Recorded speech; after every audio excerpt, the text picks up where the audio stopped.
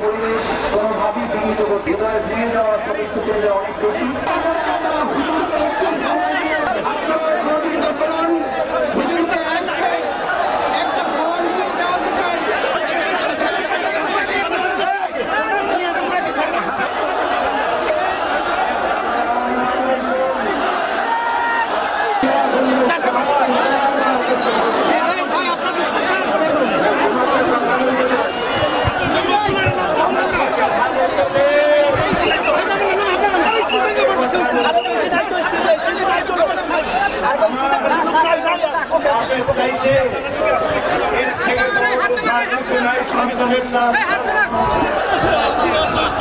আল্লাহ তুমি তাকে জান্নাতুল ফেরদাউস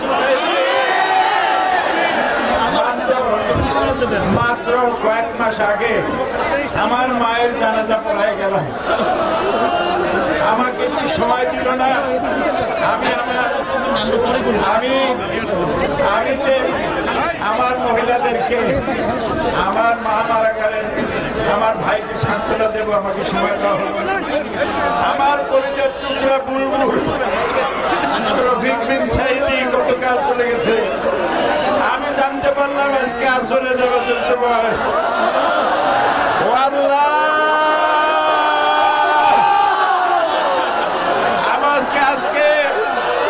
আমাকে কথা বলতে দিন, আমাকে কথা বলতে দিন। আমি আজকে 50 বছর কোরআনের তাফসীর করেছি সারা বাংলাদেশে, সারা পৃথিবীতে। আমাকে বানানো হয়েছে যুদ্ধ অপরাধী, আমাকে বানানো হয়েছে চোর, ডাকাত, হত্যাকারী, ধর্ষণকারী। আমি আল্লাহর নামে কসম করে বলছি, আল্লাহ তোমার জাতের কসম, তোমার ইজ্জতের কসম, তোমার সম্মানের কসম, 1971 সনের এক ফোঁটা পানি বা কাদা আমার গায়ে লাগে নাই, লাগে নাই, লাগে নাই। আমার শুধু কাজ ছিল কোরআনের প্রচার করা।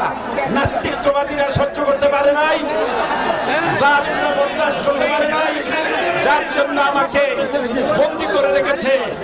আমি শাহাদাতের তামান্না করি, আমি শহীদ হতে চাই।